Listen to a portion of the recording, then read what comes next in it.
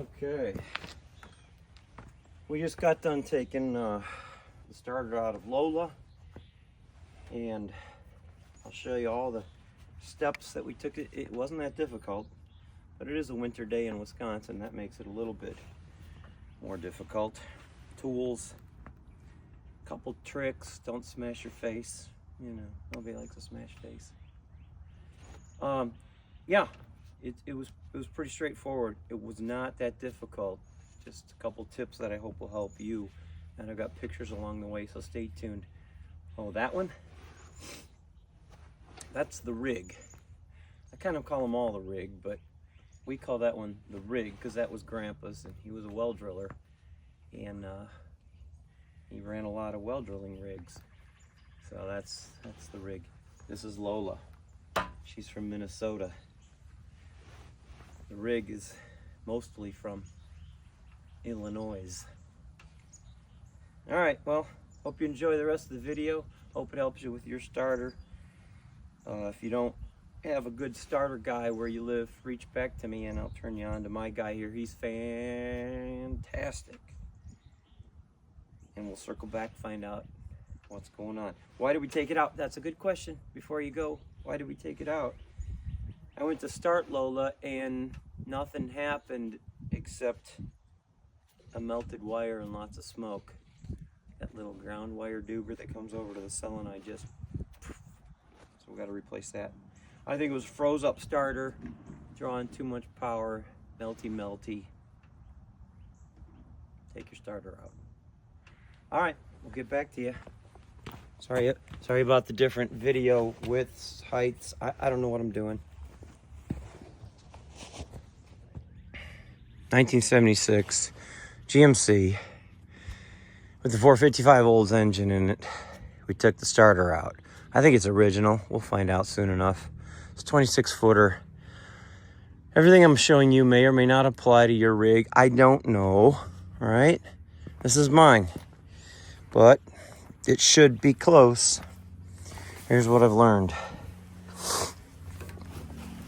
1/2-inch wrench reminds you to disconnect the battery. 9/16 goes on this nut. You got to take these wires off first, remember? And so that's your 9/16 for the main red wire for power. 5/8 goes on the 2 back bolts. Here's 1 and 2. There are 2 on this rig. You might need an encouragement on these back bolts. I was able to get the bottom one. No problem. You can kind of see top one's rusty. So it was a little froze up. I used my 6-pound 4.9785 ounce encouragement hammer and gave it a few taps and it loosened up. Or you can use a short pipe or something similar to this. A little breaker bar or bigger, whatever you decide. Now, you saw in the previous video, I used 4 extensions. That got my wrench way out where I could easily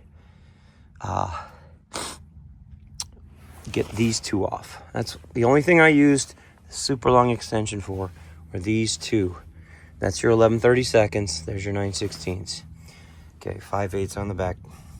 Flashlight would be super helpful, or a floodlight or something under there to just help you see what you're doing. A reminder, don't put your face underneath this. Lots of other tips in the previous videos, so that should probably do it, but I think that's your tool list, basic necessities, assuming everything's similar. There you go. All right, so here's your starter. It's right under your oil filter. Okay, we're just talking about mine then. You know, if that's not where yours is, fine. Here's where mine is. This is a 76, and we're removing the starter. So you need to get into those. There's a 9/16 on the red wire, bringing power. That little one for solenoid, I'll get you that size in a minute. Let's pan back Forgive the video. It's a winter day in Wisconsin, and I'm under this rig, so. All right, here's a better view. There's your oil pan. Mine's got issues. Moving over, there's your starter. That big screw in the middle, that's your starter, okay? Make sure you disconnect the battery before you go playing around with the starter. There's your oil filter. All right, let's get that baby out. On mine, there's at least 2 bolts back here that you access from the back side, so that's easy. I don't know if there's 3. I hope not, because that third one will be a bugger. But number 1, disconnect your battery. Number 2, take these leads off, the big 9/16 and the little solenoid. Take that off first. Otherwise, this big heavy starter, we're just gonna smash you in the face, so don't keep your head under it. If you don't disconnect those wires first, it's gonna put a lot of stress on them when this thing drops down. All right, let's check it out. Okay, so 11:30 seconds seemed to work to get that little nut off of the solenoid. And yeah, look at this crazy thing. Huh? 4, I think those are about 6-inch extensions, but I put those together in a long socket. But you know what that does? It gets you way out here where you can wrench on it. Plenty of room, okay, under the fan housing. So, I mean, do it any way you want. I don't, you know, it's your rig. What do I care? Why is he so angry? I think he's been sick. And so, yeah, I got other issues. I see them. I know. I'm working on it. But yeah, that's what I did. This crazy, super long extension. 11:30 seconds on my rig. All right, now we're gonna go after those back bolts. Okay, the answer is 5/8 on mine. Okay, 5/8 here and 5/8 up above right here. Here and here. Probably a third one hidden back there. I don't know yet. Here's the thing you need to know. You can get a 5/8 on this bottom one. But this one up above, you're gonna have to put an extension out here, because a short socket here, let me get better light. You put a short socket on this top one, you're gonna be banging into this and you won't be able to turn. So we're gonna put an extension and bring it up. Stand by. And I just loosened this one, and I'm gonna loosen this one and see if that frees it up. That'll tell me if there's 2 or 3 bolts, nuts, call them what you wish. Okay, turns out a deep socket is enough for that top nut. Now, I've got some type of a line, a hard line, and this wire. Gotta be careful not to mess the hard line. So see, deep socket will work, and that'd be better than an extension, give you a better torque. Okay, here's the hole, if you will, that the starter goes into. So, you know, you can check on the teeth, see how they're doing. You got 2 bolts. They're 5/8. This is the top one. Get them both loosened, and you can, while they're still attached, you can move the starter. You should be able to move it a little bit. You'll feel it get loose. Leave the bottom one in.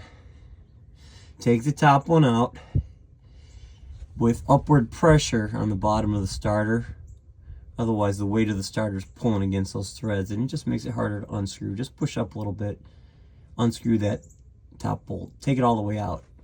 Keep that pressure up while you unscrew the bottom one. You should get to the point where you can just use the socket to unthread it. And then be ready, because it's heavy, you know. Don't put your face under it, and be prepared to catch it. It's probably 20 pounds. All right, there she is. Whoops. There she is. You don't have to like the Packers. So this is Lola. She's our 1976 GMC 26 footer. We just pulled that starter out. We're gonna take it into our favorite starter place. I think it's original because there's only 47,000 miles on it, on the rig. So we'll see. I don't know. But here's what it looks like on ours. Okay. There's the 2 threads we started. We took off the main power supply and that little black guy, little doober there. Take those off first, and don't forget to pull the wires off, because when you drop this starter, it's gonna, let's feel how heavy it is. That's got to be, I don't know, 12, 15 pounds. You don't want that. You don't want to forget to pull these after you remove the nuts, because this will put strain as it comes down. It'll put strain on those wires. Don't forget to do that. And yeah, there she is. Let's take her in.